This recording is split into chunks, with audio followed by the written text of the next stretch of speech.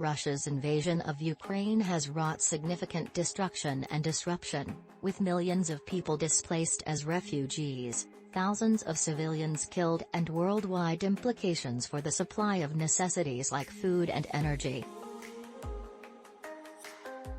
Now, new data from a United Nations agency measures the extent of the economic disruption within and beyond Ukraine's borders. An estimated 4.8 million jobs have been lost in Ukraine since the start of the war, according to a brief published Wednesday by the International Labour Organization, ILO. And that number could go up or down depending on how the conflict goes. The study estimates that if hostilities were to escalate, employment losses would increase to 7 million, the ILO says.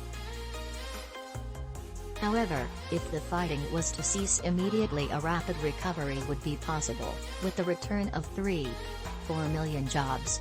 Some 2.75 million of the more than 5 million refugees who have fled to neighboring countries since February are of working age, the ILO explains.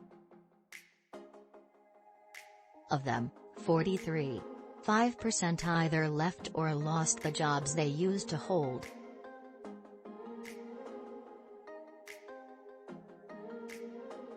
The ILO says the refugee crisis in Ukraine also is creating labor disruptions in the neighboring countries of Hungary, Moldova, Poland, Romania, and Slovakia.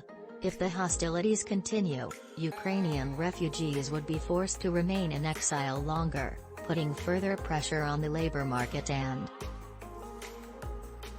elsewhere. The global sanctions and other economic disruptions affecting Russia are having significant trickle effects on Central Asia, the ILO says.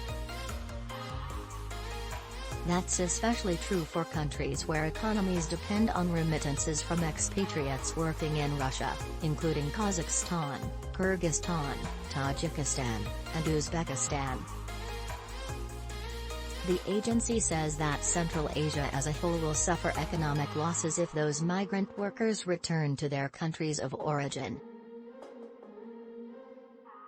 The ILO, which in March passed a resolution calling for an end to Russian aggression, stresses that the war is making an impact on markets and labor even outside of the region, by creating a shock to the global economy and further complicating its pandemic recovery.